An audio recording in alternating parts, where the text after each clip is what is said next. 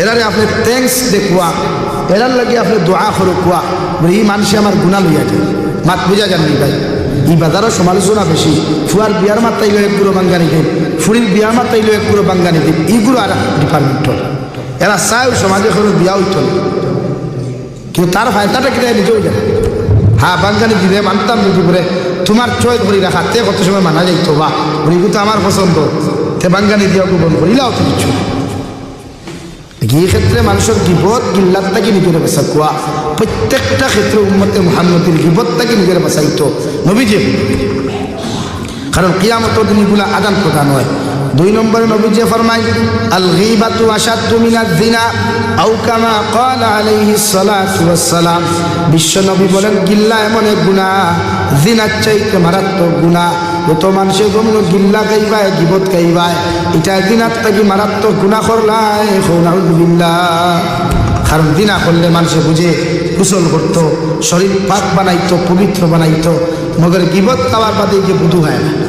এর লাগিয়া বহুত নমাজি হল, বহুত আমলি হল, সদাকাত দেনাওয়ালা হল কিয়ামতের দিন জন্নত যাইতে পারতাম।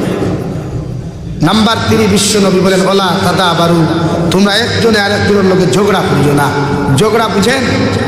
ঝগড়া না, সমাজে ঝগড়া সমাজের ঐক্য নষ্ট করিলায়। নবী যখন ওলা দাদা বারু, এ হুম্মতে আর হুম্মতর লোকে ঝগড়া করি। আমরা সমাজে ঝগড়া বেশ না করি, বলেন বেশি। তো ঝগড়া বন্ধ করা দরকার না। ঝগড়া বন্ধ করতে হইলে একজন সাইলেন্ট থাকতা আর একজনে মাতিতা। নবীজির আদত হইল হেন চিল্লাইতরা তাই মুখ সাইলেন্ট করে বইতা, কিন্তু আমরা সমাজে সাইলেন্ট কেউ থাকে নাই। এর লাগে ঝগড়ার থাকি সমাজ বাসা কুয়া। এই সমাজ অত পতন যার ঝগড়া করে ফিফড়ায় ফ্লাড আইলে দেখবা ডুল বান্ধে, ডুল খেনে আর ডুল তাকে যে ফাটিয়া দেয় গিয়া এগুলো ধ্বংস মরি যায়।